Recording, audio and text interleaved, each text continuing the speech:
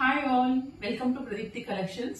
So today it's a special video for me. Like ఇప్పటిదాకా మన page లో mostly saris మాత్రమే రన్ చేస్తామండి, బట్ ఈసారి మాత్రం కొన్ని స్పెషల్ లాంచెస్ అయితే చేయడం జరిగింది.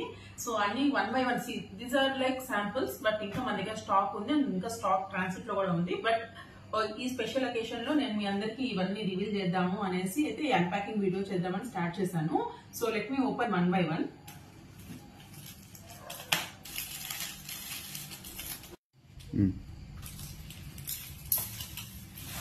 సో ఇదైతే కుర్తీస్ బ్యాగ్ అండి.